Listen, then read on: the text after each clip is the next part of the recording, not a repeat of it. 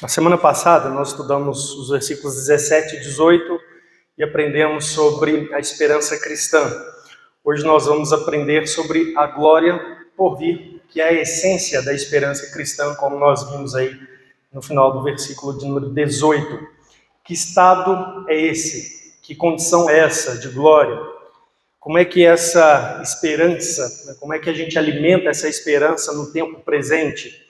Então, são alguns dos ensinos que o apóstolo Paulo, então, vai tratar agora aqui a partir do versículo de número 19.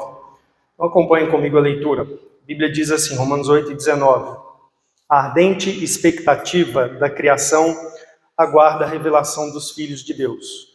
Pois a criação está sujeita à vaidade, não voluntariamente, mas por causa daquele que a sujeitou, na esperança de que a própria criação será redimida do cativeiro da corrupção, para a liberdade da glória dos filhos de Deus. Porque sabemos que toda a criação, a um só tempo, geme e suporta angústias até agora. E não somente ela, mas também nós, que temos as primícias do Espírito, igualmente gememos em nosso íntimo, aguardando a adoção de filhos, a redenção do nosso corpo. Porque na esperança fomos salvos. Ora, esperança que se vê não é esperança, pois o que alguém vê, como espera?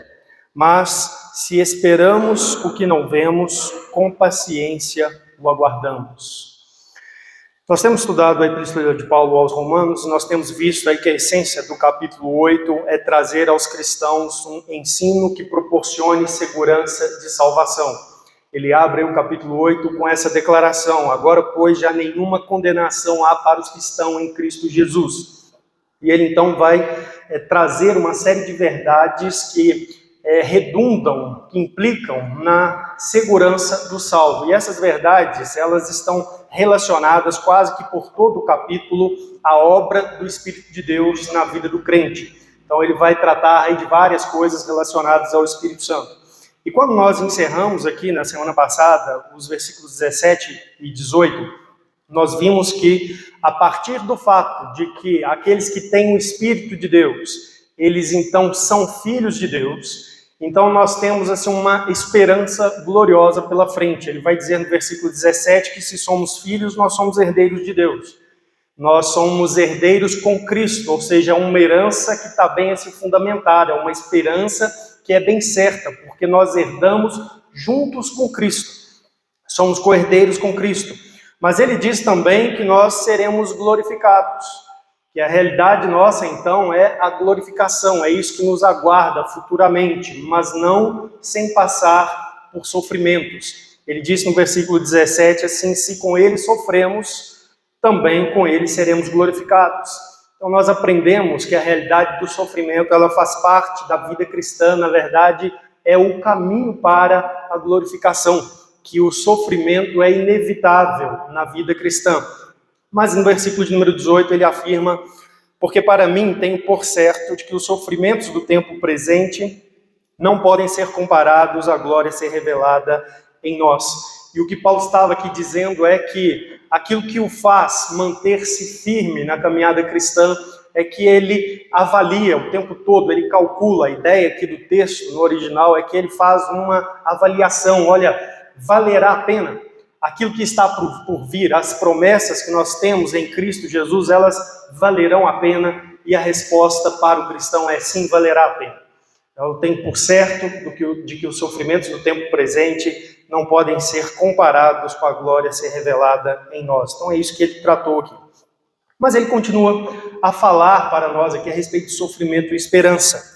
E eu quero que você observe comigo aí, antes de entrarmos no versículo 19, essa expressão, no versículo 18, sofrimentos do tempo presente. Na semana passada eu falei muito a respeito do sofrimento relacionado à nossa profissão de fé e compromisso de seguir a Cristo. Mas quando ele entra no versículo de número 18, para mim é muito claro aqui que o apóstolo ele está expandindo o conceito de sofrimento a toda a realidade que envolve o sofrimento na vida humana. Ele diz assim, os sofrimentos do tempo presente. Os sofrimentos em geral do tempo presente, ou seja, dessa época que nós vivemos, então estão inclusos aqui, aqueles que estão ligados a Cristo e a nossa vida com Cristo, que no versículo 17 ele tinha em mente claramente, se com ele, com Jesus, sofremos, ele diz, com ele seremos glorificados. Mas no versículo 18 ele vai além destes sofrimentos que fazem parte do tempo presente, e ele diz assim, os sofrimentos do tempo, ou seja, em geral. De modo que Paulo está aqui falando de todos os males que nós experimentamos na vida, todos os males, as crises econômicas, as guerras, as enfermidades, a violência, os crimes, o autoritarismo, né, de governos e autoridades instituídas, as negligências, né, dos governos, as calamidades, os sofrimentos que envolvem a realidade da natureza, né, a fome, a seca, as pestes, os desarranjos climáticos, né, as forças da natureza, né, vulcões, tempestades, alagamentos e uma série de coisas. Né, todas as forças da natureza que cooperam ou às vezes, né, acarretam em sofrimento para a vida humana, e a gente não pode deixar de fora a velhice, porque ela traz os seus sofrimentos. A Bíblia testemunha isso de vários modos, talvez o mais marcante é no livro de Eclesiastes, quando o sábio Salomão descreve ali um quadro assim, muito triste do fim da vida, da velhice de uma pessoa, como que o seu corpo definha. Jacó dá esse testemunho, né, diretamente ali a Faraó. Então a velhice, o sofrimento que ela traz, e por fim a morte. Então aqui nós temos todos os sofrimentos. E a gente então precisa estudar esse texto à luz disso. Como viver em meio, né, a essa realidade de sofrimento que nos cerca. E então permanecermos firmes.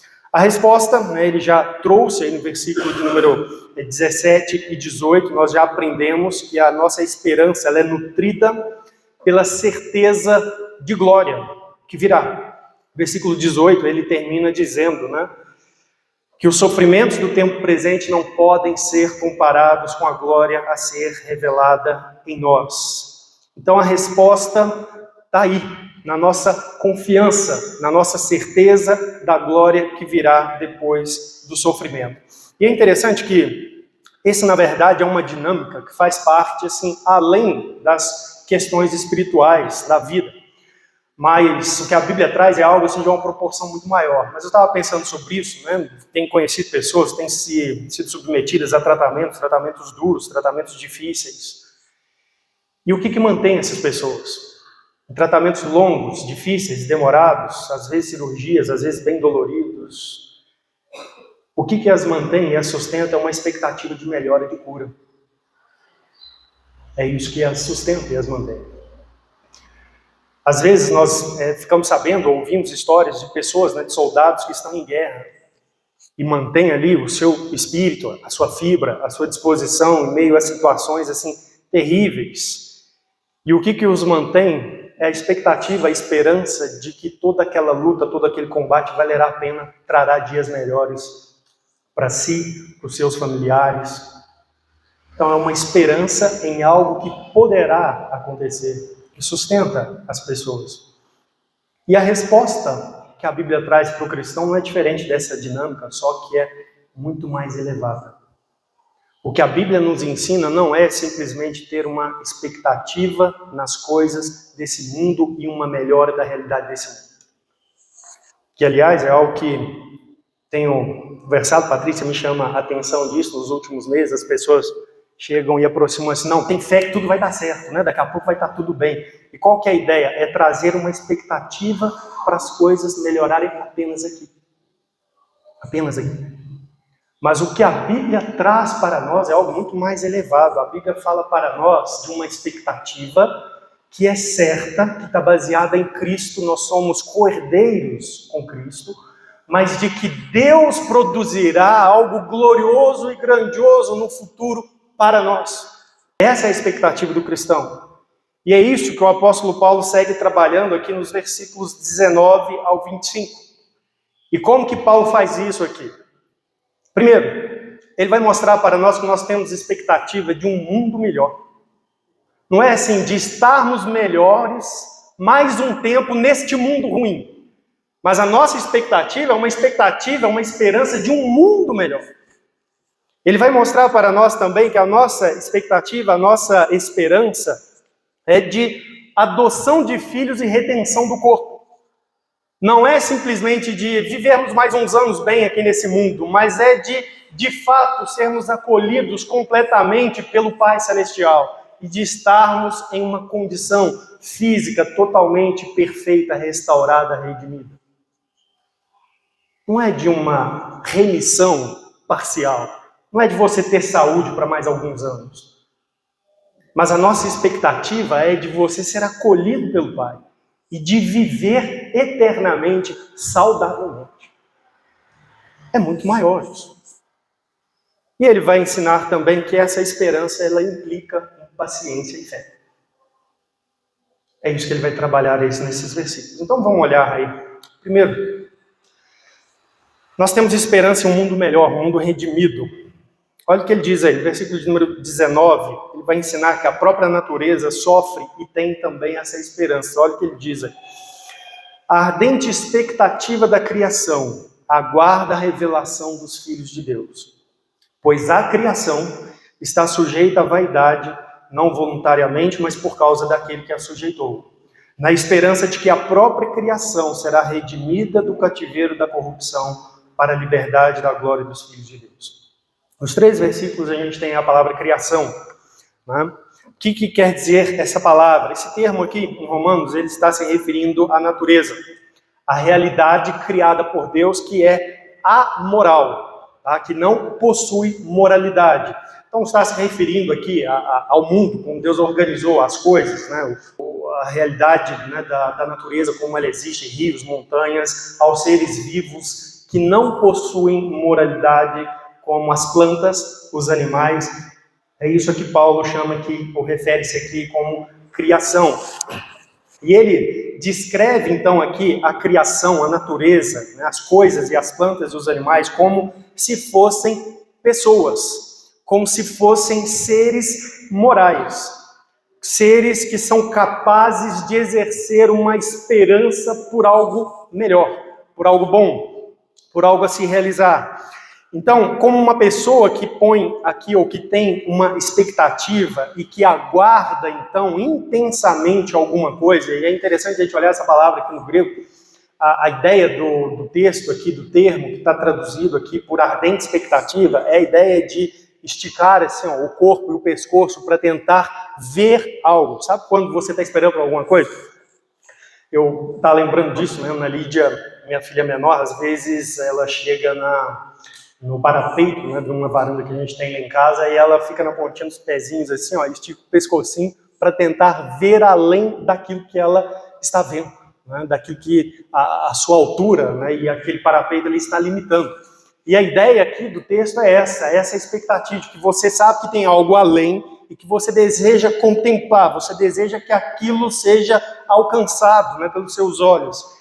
E esse gesto, então, corporal, ele demonstra esse anseio, essa esperança. E a natureza é aqui mencionada como que estando assim, como que estando ansiando, esperando intensamente por alguma coisa. E o que é que a natureza está esperando? O versículo de número 19 diz assim: a ardente expectativa da criação aguarda a revelação dos filhos de Deus. Ou seja, o que a natureza está esperando é a revelação dos filhos de Deus. Essa expressão, revelar dos filhos de Deus, é a ideia, né, de que Deus tem os seus filhos aqui nesse mundo, eles ainda não estão revelados. Nós não sabemos exatamente quem são os filhos de Deus, não é? Por exemplo, nesta manhã aqui, vários de vocês confessam crer em Jesus Cristo como Senhor e Salvador, mas nós não sabemos isso de fato. Deus sabe quem são os filhos de Deus, mas no dia em que Jesus Cristo voltar, será revelado claramente quem são os filhos de Deus e quem não são. É por isso que Jesus falou, por exemplo, da parábola do joio e do trigo. Existe no mundo o joio, que não são os filhos de Deus, que vão ser no dia da volta de Cristo recolhidos e lançados no fogo eterno. E existe aqueles que são simbolizados pelo trigo, que são os filhos de Deus e que serão plenamente reconhecidos quando o Senhor Jesus Cristo voltar. Aquele dia ocorrerá a revelação dos filhos de Deus. E é isso que então o texto está aqui dizendo.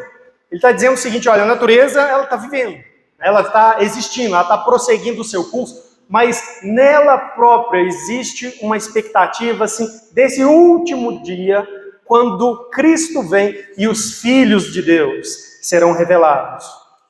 Por quê? Versículo 20 e 21, ele vai explicar essa expectativa ardente. Ele diz assim: na esperança de que a própria criação será redimida do cativeiro da corrupção para a liberdade da glória dos filhos de Deus. Como assim? Por que uma esperança de que a criação será redimida? Versículo 20, pois a criação está sujeita à vaidade, não voluntariamente, mas por causa daquele que a sujeitou. Então esses dois versículos estão explicando essa expectativa ardente. O que acontece aqui? Paulo está lembrando o seguinte, olha, a natureza, ela foi sujeita à vaidade, ela foi colocada sob vaidade. A ideia do termo aqui é que ela foi colocada assim, num estado de futilidade, de inutilidade, algo como que sem sentido. Ela perdeu o seu propósito maior, sua capacidade, então, de cumprir o seu objetivo maior. E ela, então, aguarda uma redenção para que ela possa novamente viver, experimentar e cumprir o propósito para o qual ela existe. Então, é isso que o texto está dizendo. Vamos ler aqui de novo e eu vou explicando aqui por frases. Então, diz assim, pois a criação está sujeita à vaidade, não voluntariamente, ou seja, não é porque ela busca isso, procurou isso, mas por causa daquele que a sujeitou. O que acontece? Quando o homem pecou, Deus sujeitou a criação à vaidade. Se você se lembrar, em Gênesis 3, Deus disse, maldita é a terra por tua causa. E a partir, então, daquele momento, a criação, a terra, ela torna-se um lugar, assim, em desarranjo, em desequilíbrio. Deus disse assim sobre a terra, ela produzirá cardos e abrolhos, Adão, e em meio ao suor do teu rosto, ou seja, vai ser uma vida pesada e difícil nesse mundo. A criação não vai ser fácil de lidar com ela. Você vai comer o pão.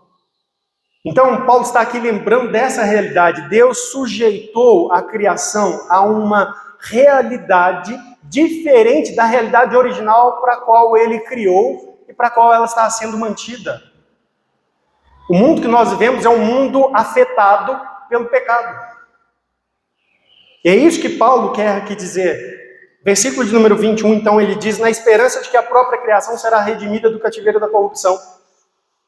Então, existe essa expectativa que é como se a própria natureza aguardasse um tempo onde ela mesma seria redimida. Onde este estado ao qual ela foi sujeita de futilidade, de corrupção, em que faz com que nós olhemos para esse mundo e vejamos que não só o ser humano está em desarranjo, mas a própria natureza ela está em desarranjo. Existem os ciclos e as realidades, mas nem sempre os ciclos estão certinhos, né? Nossa região está padecendo um tempo de escassez de chuva. Já passou, né, a época normal, natural de retornar às chuvas. Existe um desarranjo nas coisas que trazem, que produzem sofrimento também nesse mundo. E o que Paulo está dizendo é o seguinte, a natureza ela espera uma redenção disso, ela espera ser livre do cativeiro da corrupção. É como se ela estivesse presa. Eu não sei se você já fez isso, mas eu já fiz isso. Não é uma coisa bacana de fazer, mas quando criança eu tinha um cachorro bravo. Ele ficava lá no quintal, na roça, e ele ficava preso o tempo todo, ele era muito bravo, batia ferozmente. E tinha um daqueles tambor de ferro, era a casinha dele, tinha uma estaca fincada e ele tinha, sei lá, uns 2 metros de corrente, assim, em torno daquilo. E a gente ficava passando assim, provocando o cachorro, correndo e porque sabia que ele estava no cativeiro, tinha um limite. E ele ficava ali dando puxões, né, doido para se libertar daquele cativeiro para pegar ele. E a ideia aqui é essa. É como se a natureza ela se sentisse aprisionada. E ela não é capaz, de fato, de ser tudo aquilo para o qual ela foi criada por Deus, que ela era originalmente. E ela aguarda um momento onde isso será mudado. Onde esta realidade atual, que não é a original, mas ela foi sujeita a isso, que isso então seja mudado, ela seja livre desta corrupção a qual ela está sujeita. Portanto, o que a Bíblia está ensinando aqui, irmãos, é que nós cristãos temos uma esperança de um mundo melhor. A nossa esperança ela não se resume apenas àquilo que Deus fará conosco, mas resume-se também àquilo que Deus fará lidar com o mundo, a realidade onde nós vivemos. Nós teremos um lugar no futuro para habitar uma criação onde a natureza, onde esta criação, ela não será mais hostil ao ser humano, porque ela é. Não é verdade? Nós temos que construir casas e fazer telhados muito reforçados, porque a gente sabe que de vez em quando a natureza é hostil e sopra um vento forte e leva telhados. Então nós temos que gastar e investir para fazer algo bem estruturado para poder manter o nosso abrigo em segurança. Existe essa realidade. Nós vivemos num mundo onde existem vários vírus e micro-organismos que podem trazer a nós doenças e enfermidades. E é por isso que nós temos que nos proteger e ter determinadas normas de higiene, de asepsia, tomar vacinas, etc. Porque as coisas da natureza, elas são hostis à vida humana e trazem sofrimento. Mas a nossa esperança é que Deus vai redimir a criação e nós então iremos habitar em um lugar onde a natureza ela não será hostil, ela não será desequilibrada, ela não será perigosa e catastrófica, ela estará livre da corrupção, será perfeitamente adequada para a habitação do ser humano, para proporcionar uma existência segura, pacífica, abençoada para os filhos de Deus por toda a eternidade. Nós temos essa esperança, nós temos essa expectativa. Agora, essa linguagem aqui em Romanos, capítulo 8, ela é uma linguagem bem ousada, mas esse tipo de uso não é incomum na Escritura. Eu queria que você lesse comigo alguns versículos do Salmo 98. Eu queria que você visse que o salmista ele já usou desse tipo de linguagem para abordar esse mesmo ensino, essa mesma esperança. Salmo 98, versículo 4. O autor bíblico aqui, ele convida as pessoas a celebrar e louvar a Deus. E aí ele diz assim: celebrai com júbilo ao Senhor todos os confins da terra, aclamai, regozijai-vos e cantai louvores. Cantai com harpa, louvores ao Senhor, com harpa e voz de canto, com trombetas e ao som de buzinas, exultai perante o Senhor que é Rei. Está convidando as pessoas de todo o mundo, de todos os confins da terra, para esse grande louvor a Deus. Observe o versículo de número 7. Ruja o mar e a sua plenitude, o mundo e os que nele habitam. Os rios batam palma e juntos cantem de júbilo os montes na presença do Senhor, porque Ele vem para julgar a terra. E aqui ele inclui a natureza, que é personificada, como também compondo esse coral de exaltação a Deus para exaltar a Deus, para elogiar a Deus, para aplaudir a Deus, para louvar a Deus. Os rios batem palmas e juntos cantem os montes, ou seja, todos aqui cantando a Deus louvores. Mas o texto diz também quando. O texto diz assim, um motivo, porque ele vem julgar a terra, julgará o mundo com justiça e os povos com equidade. Isso aqui acontece quando? Quando Jesus volta. Quando os filhos de Deus são manifestos, ele vem julgar a terra. Então observe que o que Paulo está fazendo, ele está usando a mesma linguagem, a mesma abordagem do Salmo 98, referindo-se ao mesmo exemplo. E a essência da nossa esperança está nisso. Haverá uma glória futura por vir. E nesta glória nós teremos um lugar totalmente redimido para habitar. A natureza ela tem uma expectativa disso, é como se ela também participasse disso, esperando, confiante que Deus fará isso. Agora essas palavras aqui também de Paulo, elas remetem ao ensino da Bíblia sobre o sofrimento presente nesse mundo, para além do pecado pessoal. Às vezes as pessoas perguntam, por que que acontecem tragédias? Por que que acontece dores no mundo? Por exemplo, crianças nascem com determinadas deficiências. Por que existe esse sofrimento? E aí nós vamos encontrar parte da explicação disso na natureza. Jesus, certa vez, curou um homem que era cego de nascença. Bem pode ser que parte daquela realidade, fisicamente, materialmente, está atrelado a alguma coisa da sua genética. A natureza é um distúrbio. Jesus também, em certa ocasião, falou a respeito de homens que morreram por causa do desabamento de uma torre. Por que coisas assim acontecem? Por que nós temos sofrimentos, né, desse tipo no mundo? Por que nós tivemos tantas pessoas, tantas mortes ali no Rio Grande do Sul, naqueles alagamentos?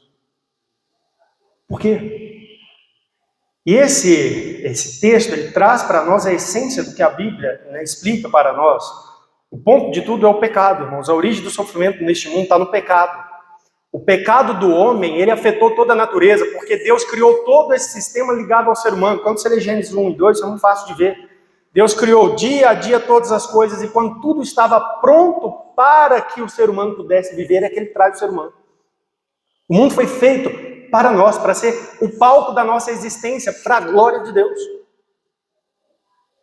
De modo que quando o homem caiu, Deus sujeitou essa realidade que era bem organizada e perfeitamente ajustada para o nosso conforto e bênção, de tal modo que o sofrimento fizesse parte da nossa experiência. Essa é a realidade. Todo o universo está ligado ao ser humano. É isso que a Bíblia ensina. Esse é um dos motivos pelo qual eu entendo que nenhum cristão devia assim, ficar preocupado se existe, né, seres inteligentes de outras galáxias, etc, etc, etc. Porque a realidade, o que a Bíblia mostra é que Deus criou tudo, e Ele criou tudo para o ser humano. Esse ser foi feito à sua imagem e semelhança, à sua própria imagem e semelhança.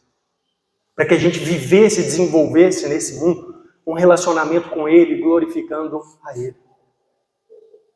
É isso que a Bíblia mostra. Então tudo está ligado ao ser humano, e quando o homem cai, ele então leva consigo a criação, a natureza. Ela é sujeita à vaidade, ela é amaldiçoada por Deus. E nós vivemos uma realidade então onde, né, sofrimentos nos afetam nesse mundo que nós vivemos. Nós vamos voltar em Romanos.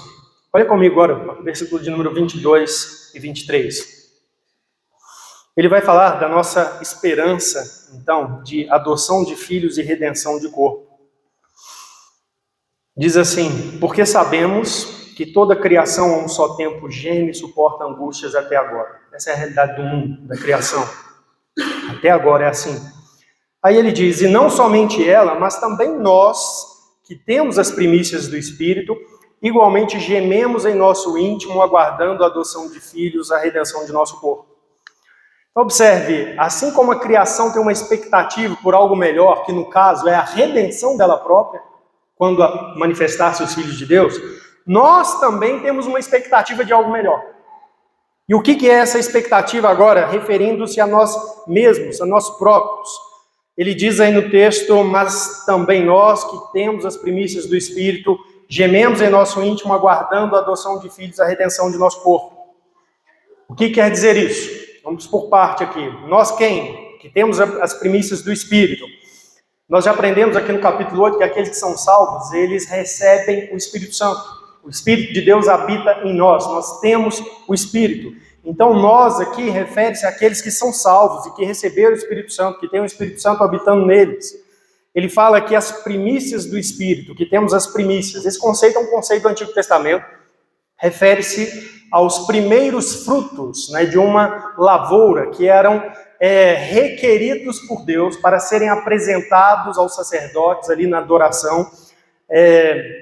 E qual que era a ideia disso? É que aquela apresentação dos primeiros frutos, né, de uma colheita, eles representassem a confiança em Deus de que a colheita ela vingaria, e Deus então abençoaria aquela família, abençoaria o povo.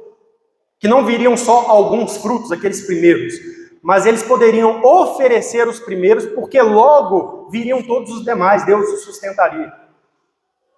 E o que ele está aqui então dizendo, né, nós que temos as primícias, ou o Espírito como primícia, o que ele está lembrando é que existe uma realidade em que nós cremos, temos o Espírito Santo, nós experimentamos algumas realidades da salvação, que ainda não são a salvação completa, mas que apontam para aquilo que Deus fará, que é aquilo que Deus concretizará, e que nós temos assim plena confiança de que Deus de fato completará aquela salvação.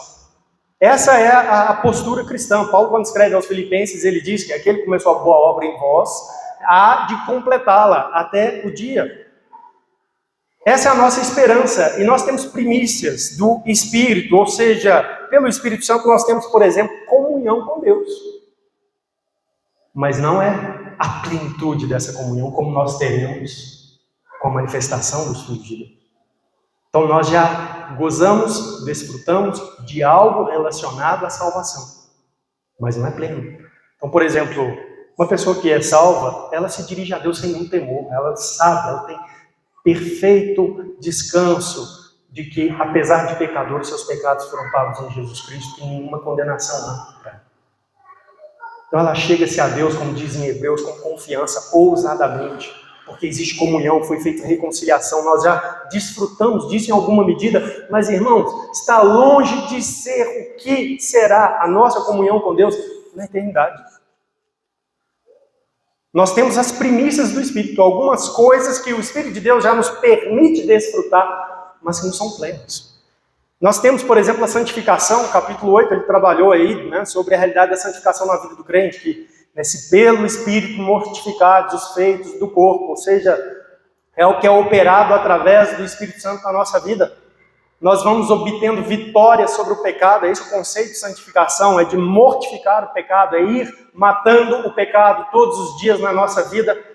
Nós já temos uma experiência disso mínima, onde nós vamos crescendo em santidade nesse mundo de santificação, mas longe de ser aquela realidade plena que nós tanto ansiamos, que é viver sem pecado, completamente sem pecado, que será a realidade da salvação. Então, ele diz assim, nós que estamos nessa condição, que temos as primícias do Espírito, igualmente gememos em nosso íntimo. O que ele quer dizer com essa frase aqui? Ele quer dizer que o cristão não está imune ao sofrimento. A natureza sofre, geme, por causa de toda a condição que ela está sujeita, mas nós também gememos. E observe, nós que temos as primícias do Espírito, ou seja, o cristão não está imune a isso. Ore numa Bíblia, não traz essa mensagem, não, siga Jesus, vai dar tudo certo na sua vida. Pare de sofrer, venha andar com Jesus Cristo. Isso é uma mensagem assim, falsa, isso é diabólico, isso é engano. A Bíblia está dizendo que nós que temos as primícias do Espírito, igualmente gememos em nosso íntimo, ou seja, o fato, irmãos, de sermos crentes, isso não nos livra, não nos salva de sofrimento desse mundo. Ter o Espírito Santo de verdade, ser salvo de verdade, não nos protege do sofrimento desse mundo. Nós gememos. Gememos pelas tragédias que ocorrem. Gememos, pelas epidemias, pandemias, pelos acidentes, pelas doenças, pelo desemprego, pela escassez. Nós participamos disso tudo. Nós não estamos imunes, de modo que a pessoa fala assim, venha Jesus e você vai ter uma vida assim, de paz, de segurança, sem dor, sem sofrimento. Isso é mentira. A palavra de Deus diz, nós gememos intimamente no nosso coração, ou seja, nós sofremos, essas coisas fazem parte da nossa vida. Recentemente no Brasil, um desastre aéreo, caiu um avião. Aviões caem e morrem pessoas ímpias e justas. Sofrem por causa da tragédia famílias das pessoas ímpias e famílias das pessoas justas. Então nós não estamos isentos ao sofrimento, não existe isso, não estamos imunes a isso. Vem crises econômicas, geralmente causadas pelo governo. Vem crises econômicas e sofrem os cristãos e sofrem os não cristãos, os fiéis e os não fiéis. Essa é a realidade, são os sofrimentos do tempo presente, nós não estamos imunes a isso. Nós igualmente gememos no nosso íntimo. Mas qual que é a nossa esperança? É que Deus revogue esse sofrimento e nós passamos a viver enquanto aqui nesse mundo bem? Não, é muito maior que isso. A nossa esperança não tem a ver com coisas para esta vida. Ele diz aí, aguardando a adoção de filhos, a redenção de nosso corpo. Adoção e redenção do corpo. E observe que elas estão juntas. A primeira está associada, está ligada à segunda, depende da segunda. A redenção do nosso corpo, nós já temos falado sobre isso, né? O apóstolo Paulo já falou sobre a nossa esperança de ressurreição, aí no final do no versículo 11, né, de Romanos 8, Ele diz assim: se habita em vós o Espírito daquele que ressuscitou Jesus dentre os mortos, esse mesmo que ressuscitou Jesus Cristo dentre os mortos, vivificará também o vosso corpo mortal por meio do seu Espírito, que em vós habita. Então essa é a nossa esperança, vivificação do corpo mortal. E o que Paulo está se referindo aqui no versículo de número 23 é isso, né? Redenção de nosso corpo, ou seja, é aquela promessa que nós temos de uma vitória completa sobre o pecado. Uma vitória completa onde nós estaremos livres do pecado, inclusive no nosso físico, na nossa parte física, na constituição física. A Bíblia diz que quando Cristo volta, ele opera transformação. Para aqueles que estão mortos, uma ressurreição onde as pessoas retornam a corpos glorificados, sem pecado. E para aqueles que estiverem vivos, haverá uma transformação da natureza daquela pessoa, inclusive fisicamente, para uma natureza incorruptível. Nós seremos redimidos assim. Vamos olhar alguns textos na Bíblia. Olha como que isso é descrito por Paulo aí, em Filipenses 3, inicialmente. Abra sua Bíblia. Quando Paulo vai se referir aqui à esperança cristã, ele traz exatamente esse aspecto. Filipenses 3:20, ele diz assim: pois a nossa pátria está nos céus, de onde também aguardamos o Salvador, o Senhor Jesus Cristo. Nós aguardamos Jesus, o retorno dele, a segunda vinda, que é quando essa esperança vai ser concretizada. O qual, ele diz, transformará o nosso corpo de humilhação para ser igual ao corpo da sua glória, segundo a eficácia do poder que ele tem de subordinar-se em todas as coisas. Ou seja, poder para ele não falta, ele é Deus. Ele é capaz de subordinar-se em todas as coisas, ou seja, de realizar aquilo que ele intenta. Não há ausência de força, de poder em Deus para fazer isso. E o que ele vai fazer? Ele vai transformar o nosso corpo de humilhação, sério. A vida eterna não é viver assim como uma alminha no céu. A vida eterna é você viver fisicamente, corpo e espírito unidos. Só que a diferença é, o espírito já é trabalhado pela redenção em Cristo. Mas Deus vai trabalhar também com a parte física. O nosso corpo de humilhação será transformado para ser igual ao corpo da sua glória. Ou seja, nós vamos ter uma natureza física aperfeiçoada, plenamente adaptada para viver nesse mundo que Deus vai redimir também. Esse mundo sem efeitos do pecado. Olha como que isso é escrito em 1 Coríntios capítulo 15 também.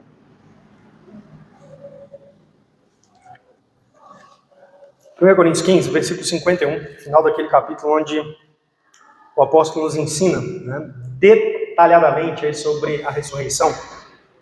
No versículo 51 ele diz assim: eis que vos digo um mistério. Nem todos dormiremos, dormir aqui é morrer, passar pela morte, mas transformados seremos todos. Ou seja, isso aqui Deus vai fazer. Todos vão ser transformados. Os que já morreram também vão, né, pela ressurreição e na ressurreição. E os que não morrerem serão transformados também, vão perder essa operação, essa completude da salvação que Deus vai operar. Então ele diz assim: num momento, num abrir e fechar de olhos ao ressoar da última trombeta. Quando que isso vai acontecer? Vai acontecer assim, ó, pelo poder de Deus, de uma vez, ao ressoar da última trombeta, ou seja, quando o Senhor Jesus Cristo voltar. A trombeta soará, os mortos ressuscitarão incorruptíveis e nós seremos transformados. Então quem morreu, Deus vai trazer de volta à vida com o corpo novamente, como Ele já nos deu, mas um corpo incorruptível agora. Não vai ter mais ali os efeitos do pecado e da queda. Livre do cativeiro da corrupção. Um corpo incorruptível. E o texto diz aí, e nós seremos transformados. E aqueles que estiverem vivos vão ter o seu corpo mudado para esse estado, essa condição de incorruptibilidade. Versículo 53, porque é necessário que este corpo corruptível se revista da incorruptibilidade e que o corpo mortal se revista da imortalidade. E quando este corpo corruptível se revestir de incorruptibilidade e o que é mortal se revestir de imortalidade, então se cumprirá a palavra que está escrita: tragada a morte foi pela vitória. A morte é um sofrimento que nós passamos nesse mundo. E ela será vencida. Esse sofrimento ficará para trás. Quando? quando ocorrer essa transformação ou a ressurreição. Então é disso que Paulo está falando lá em Romanos capítulo 8, quando ele diz assim, aguardando a adoção de filhos, a redenção de nosso corpo. Mas ele fala aí de adoção de filhos. Ele já disse, versículos anteriores aqui, que nós recebemos o Espírito de adoção, o Espírito Santo, que nos coloca na família de Deus. Mas aqui no versículo de número 23, quando ele fala aguardando a adoção de filhos, significa que nós estamos ainda para receber algo. Então ele não está falando da adoção de filhos, ali como nós estudamos já, relacionado ao novo nascimento e à salvação. Mas ele está falando aqui daquela posse plena daquilo que Deus preparou para nós, que só ocorrerá no momento da redenção, da ressurreição, quando Jesus Cristo voltar. É aí que nós experimentaremos plenamente o que é de fato ser filho de Deus. Lembra, nós temos as primícias do Espírito, nós já temos alguma experiência do que é ser filho de Deus, do que é ser herdeiro de Deus, mas a plenitude disso virá quando acontecer a ressurreição. Lá nós vamos então receber aquilo que nós aguardamos, a adoção de filhos. Então essa é a nossa esperança, a esperança de um mundo sem corrupção, de um mundo perfeito, equilibrado, não hostil, amistoso, amigável, cooperativo, apropriado à vida humana. A esperança de uma natureza completamente redimida, fisicamente redimida, sem pecado, sem morte, sem a presença de qualquer traço de sofrimento nesse mundo. É isso que nós aguardamos, é isso que está prometido, essa é a glória a ser revelada. Essa é a nossa esperança. Mas ele vai terminar esse ensino aí no versículo 24 a 25, dizendo então que essa esperança implica em fé e paciência. Porque na esperança fomos salvos, diz aí o apóstolo. Ora, esperança que se vê não é esperança, pois o que alguém vê como espera. Mas se esperamos o que não vemos, com paciência o aguardamos. Então observe que o apóstolo então aqui nos mostra que a vida cristã é uma vida de espera. Nós aguardamos, versículo de número 23, ele disse aí, aguardando a adoção de filhos. É uma vida de espera. Nós estamos aguardando. Ele diz assim, porque na esperança fomos salvos. Ou seja, essa é a promessa de salvação. Nós já fomos salvos e os que são salvos, eles têm essa esperança. Na esperança fomos salvos. Nós não fomos salvos assim para desfrutar a salvação plena imediatamente. Nós fomos salvos na esperança. Ou seja, nós vamos viver nesse mundo, nós vamos gemer aqui, não estamos imunes ao sofrimento, mas nós cremos e temos uma expectativa bendita de que Deus vai cumprir aquilo que Ele prometeu sobre nós. De que Ele vai trazer a realização plena, a salvação, toda a bênção que ela traz sobre nós, ou para nós. Dê uma olhada. Ele também diz assim, ora, a esperança que se vê não é esperança, pois o que alguém vê como espera. Mas se esperamos o que não vemos, observe, o que é a realidade de ser salvo no tempo presente? É que nós vivemos nesse mundo aqui e nós estamos assim, com expectativa, nós cremos, nós confiamos, nós não vemos. A gente ainda não experimentou plenamente todas as bênçãos da salvação, comunhão com Deus, ser santo de verdade, um corpo ressurreto, um corpo incorruptível. Nós não experimentamos nada disso. Mas nós temos fé. Essa esperança, ela implica em fé. A salvação é isso. Nós aguardamos, nós esperamos o que nós não vemos. Porque se já vemos, então não é mais uma questão de fé, de confiança. Já é uma realidade. Mas não é o nosso caso. Nenhum cristão pode dizer assim, nossa, Jesus me salvou e essa salvação é maravilhosa, eu já tenho ela completamente. Não. Nós cremos que ela é maravilhosa. Nós experimentamos algo a respeito dela, mas não ela completamente. Nós cremos que vamos recebê-la plenamente. Então essa esperança, ela implica em fé. Esperamos o que não vemos, mas implica também paciência em aguardar. Versículo 25, ele fala, mas esperamos o que não vemos, mas se esperamos o que não vemos, com paciência o aguardamos. Ou seja, a vida do salvo exige essa espera, o suportar com confiança, o perseverar aguardando. A vida do salvo exige suportar com firmeza os sofrimentos. Essa é a realidade da vida cristã. Suportar com firmeza os sofrimentos. Agora, observe, não é assim, é sem sentir dor. Não é esse o conceito, né? Você é crente em Cristo, você tem superpoderes, né? Nada te atinge. Sexta-feira eu vi um pedacinho de desenho com os meninos, eu estou lembrando aqui do Pica-Pau, que ele toma um tônico, né? Nada atinge ele. Não é isso. Tem nada a ver com isso. Nós gememos. Às vezes, assim, as coisas assim, são perto do insuportável. Em 2 Coríntios, o apóstolo Paulo fala de um tempo em que ele viveu, onde ele assim, esteve perto de perder essa confiança. Então ele louva a Deus que Deus veio, renovou, trouxe para ele vigor de novo. Então a ideia aqui é de perseverar aguardando, ou seja, nós vamos passar por dores, por tribulações, por provações nesse mundo, mas a vida cristã não é diferente disso. Mas nós temos uma glória para frente. E a gente deve estar o tempo todo lembrando disso, calculando isso. Há um mundo melhor, há uma vida melhor, com um corpo redimido, uma salvação plena. Nós esperamos, aguardamos a adoção de filhos. É isso que deve nos mover. Sim. Umas lições que eu quero então destacar aqui aos irmãos, diante desse texto e o que ele ensina. Primeiro, o destino do mundo, irmãos, está ligado ao ser humano. Isso é uma cosmovisão bem bíblica, bem bíblica. O que a Bíblia ensina é que quando o homem pecou, ele selou o destino da natureza. E antes disso, o que a Bíblia diz é que o mundo foi criado para o ser humano existir e viver nele. Então, assim, a realidade do mundo, da criação, da natureza, está ligada ao ser humano. De modo que o destino, né, ou a consumação de todas as coisas e aquilo que acontecerá com o ser humano, tem ligação com aquilo que acontece com a natureza. Essa é a cosmovisão da Escritura. Quando o ser humano for redimido completamente, a natureza também será. A nova criação que existirá, que será trazida à existência, ela estará livre dos efeitos do pecado e da maldição. Existe essa ligação. E isso traz para nós, assim, algumas referências, algumas balizas para viver a nossa vida diante de alguns temas que correm, né, pelo mundo. Nós precisamos entender os limites e a realidade que está envolta em torno do discurso, principalmente o ideológico relacionado à ecologia e ambientalismo.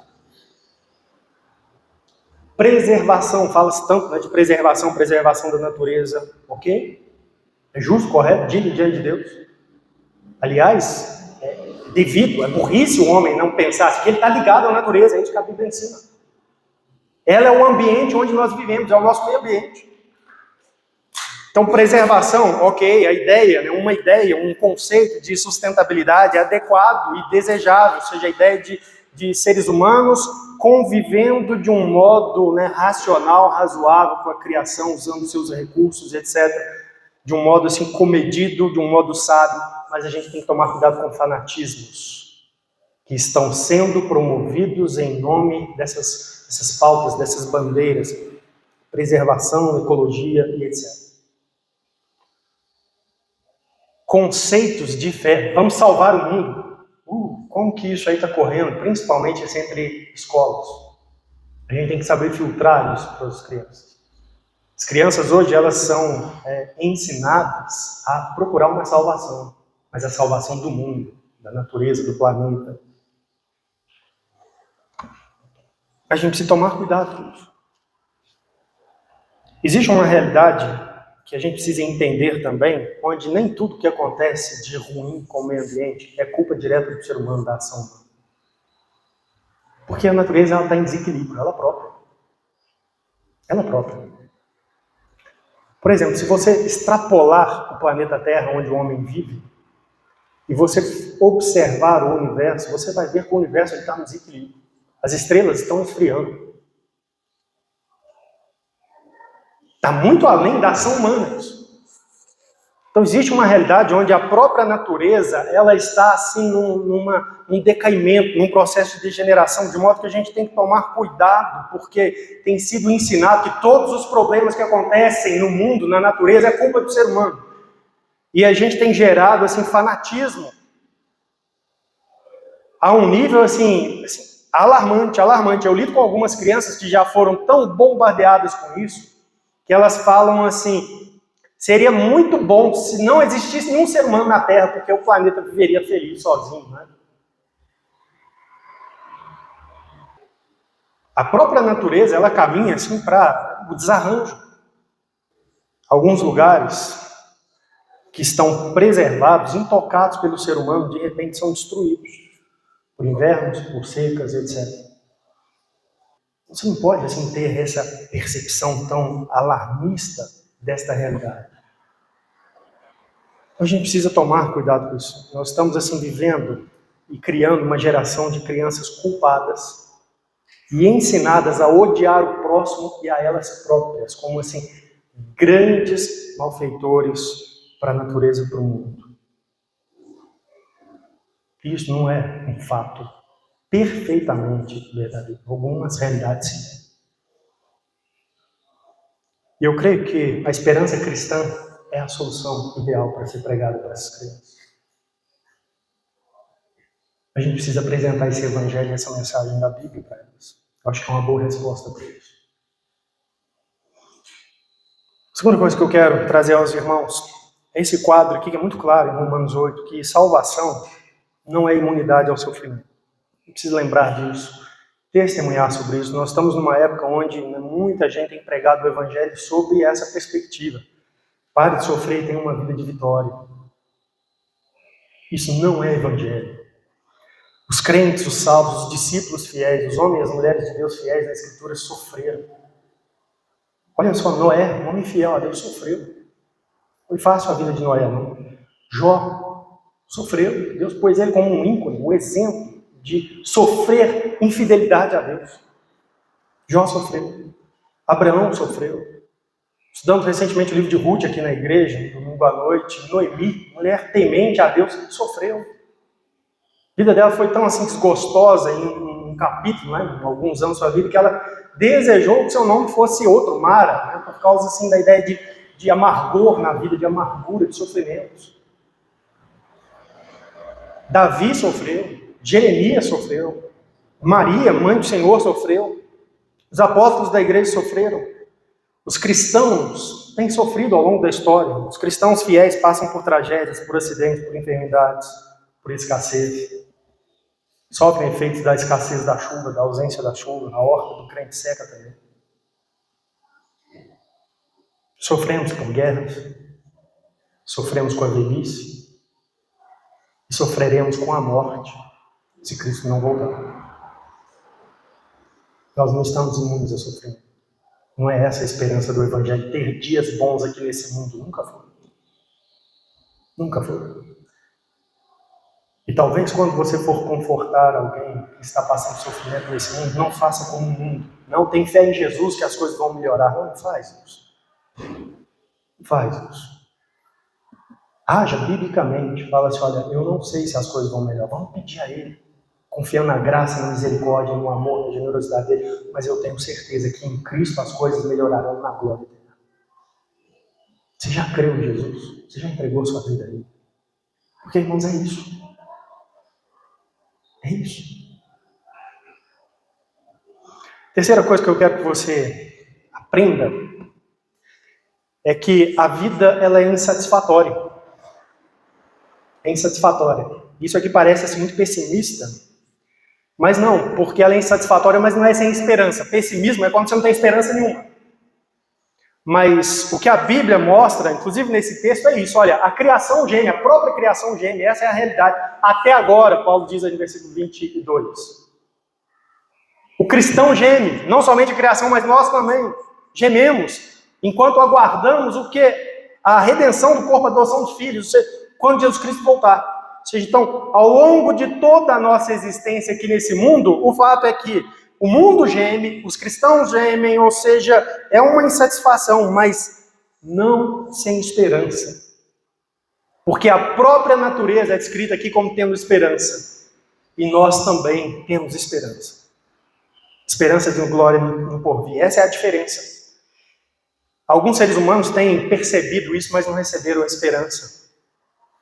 Os existencialistas não perceberam, nossa, mas a vida é isso, depois morre, tudo acabou, e a gente passou por toda essa dificuldade, toda essa realidade da história humana, tanta dor, tanto sofrimento.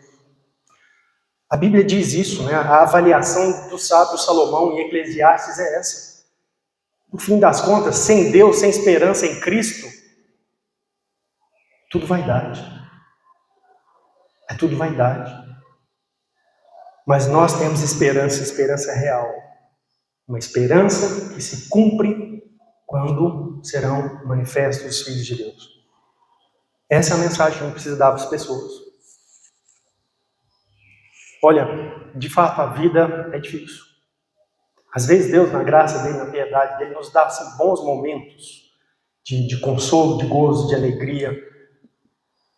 Mas assim é dor, é sofrimento, é dificuldade, mas nós temos uma esperança. Cristo triunfou sobre o pecado. Ele triunfará sobre a morte. Ele redimirá a natureza. Ele nos dará um novo lugar para habitar, sem qualquer influência do pecado. Nós teremos uma nova vida, uma vida eterna com Ele. Nós experimentaremos Deus nos acolhendo plenamente como seus filhos. Essa é a esperança cristã. A gente precisa pregar isso para as pessoas. Então persevere. Salvação, a experiência de salvação nesse mundo aqui é isso. É perseverar com essa fé. Ainda não vemos. Nós aguardamos o que não vemos. Então nós cremos nisso, nós confiamos no que Deus fará em Cristo Jesus, com base naquilo que Ele já fez. Jesus já veio, o Filho de Deus já morreu por nós, já ressuscitou dentre os mortos, em plena vitória. Então essa é a nossa esperança. Persevere. Aguarde. Espere. Última coisa, o que a glória futura então envolve? Lembre disso, um mundo novo. Sem pecado, ausência do mal, dos seus efeitos, das suas consequências, um ambiente amigável, cooperativo, acolhedor, um meio ambiente equilibrado. Os seres humanos vão viver em uma harmonia, em uma integração profunda neste estado eterno. Mas não somente isso. Envolve também a redenção do nosso corpo. A ausência do pecado em nós.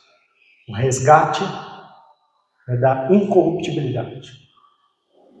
A vida eterna, a imortalidade, a vitória sobre a morte, o estar para sempre com o Senhor. É isso que é a glória por vir.